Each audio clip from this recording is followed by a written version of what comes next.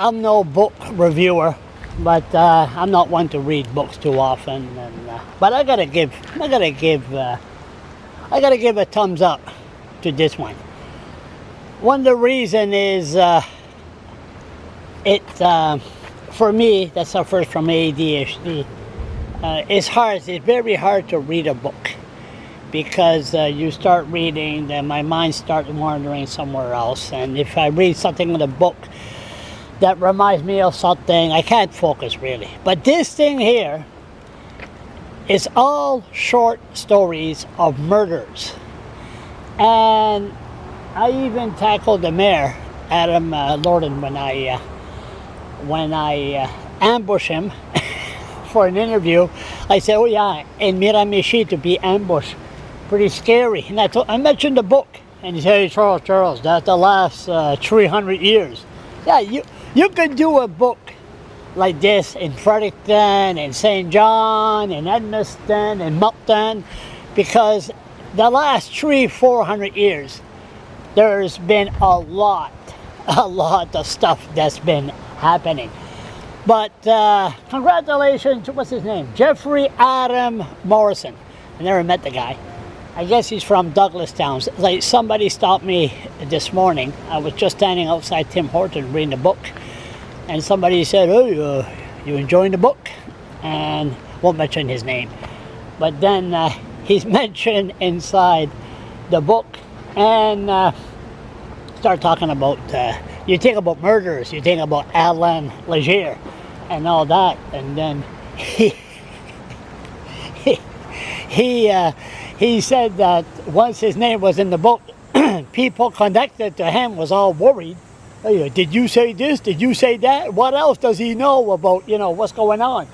And no, he said, don't worry about it. It's just he was disappointed to see his name in there. But it's interesting reading, and there was a lot of work to put into this. And I guess Jeffrey Morrison, I guess he's a welder, and he does shutdown. So he's busy, dedicated his book to his wife, to his kid. I guess he's a divorcee, but where the hell did he take the time to do this? A lot of time and effort to do something like this. And I learned a few things. Yeah, stabbing, 50, stabbed 150 times, 20 times. That's the reason, since I've been a kid, I never carried a knife on me. You have a fist fight, the odds are you're going to use a knife. And a lot of stabbing. And the book sold 5,000 copies so far. And the last time I read a book was Irving vs. Irving by Jacques Patrois. He gave me the book and he says, I'll give you a copy if you promise to read it. Just go to YouTube, write Irving vs. Irving, Charles LeBlanc, you should see it.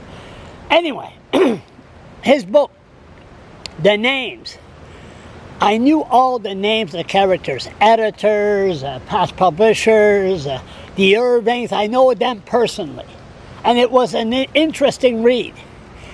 This thing here, I don't know the people, but the people in Miramichi, they all know who these individuals are. They know where the village is located. They know where the street is located. They know they could go back and say, oh, there was a shack here. There's so many sad stories in here. So it was good reading. I enjoyed it. And just to show you, you gotta be careful. And the bottom line here, people, it's all alcohol, drugs. Majority of the time, alcohol, drugs. So just, have your social drink, have your 12-pack of beer, stay home, and everything will be fine. Me, I'm surprised I'm still alive. Trust me, I'm no saint. And I got my share of fist fight. But it was an interesting read. I would suggest anybody from the Miramichi area go and buy it.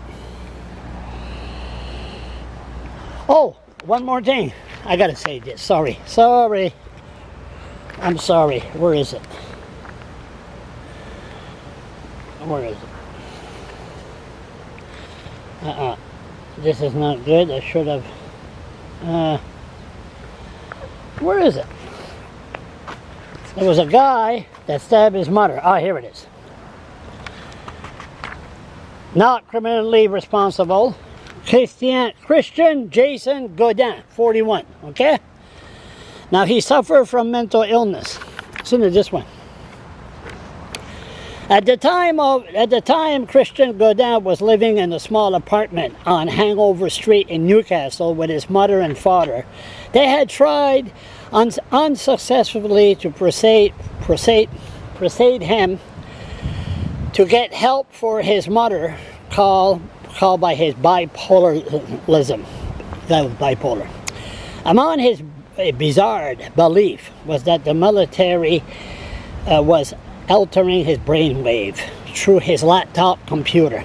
At roughly 8 p.m. in the evening of April 9, 2013, his mother found him standing at the kitchen sink, washing viruses from his laptop with hot water and soap. When she found him, he said that the virus would not be dead until he said it was dead. Shortly after, he rushed out of the apartment. Then he returned and stabbed his mother to death. Stories like that. How's that to get rid of a virus from a computer or a laptop? Okay, enough.